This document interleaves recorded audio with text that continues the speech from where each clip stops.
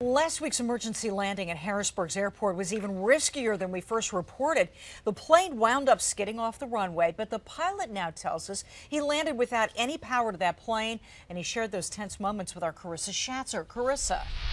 Alicia, the pilot, Dr. Dave Cooper, contacted ABC27 and offered to talk to us, so I met him out at HIA, and he navigated me through what he calls a controlled landing, not a crash landing.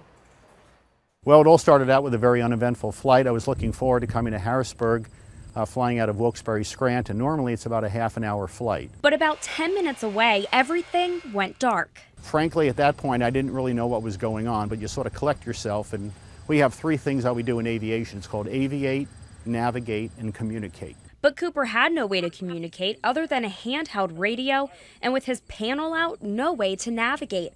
So he had to do it the old school way. And I knew that the airport was near the stacks, so the stacks are readily visible. So you start flying sort of to the stacks, understanding they're probably not too happy with a plane flying to a nuclear power plant. But there was another problem. Cooper had to manually release the landing gear. There's a crank that you have to lean backwards, turn it 50 times counterclockwise, all while flying the plane with your left hand.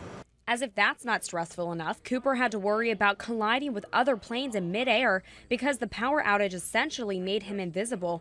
Once he saw the emergency lights on the runway, Cooper went in for the landing. Then you're at the mercy of what's happening. The plane went along straight. You hear a lot of screeching because, as you can see, the propeller hits and then the belly of the plane hits, but planes are made structurally to withstand a belly landing. You can see that's the case, only some cosmetic damage. Your sheet metal can be repaired.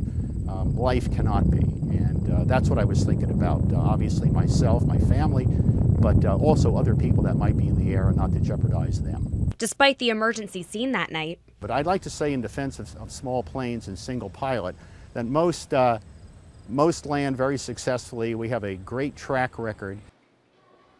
Cooper's plane will stay at HIA for the next few days so that a mechanic can figure out what went wrong and hopefully fix that problem. Working for you live in the newsroom, Carissa Schatzer, ABC27 News. All right, Carissa, thank you.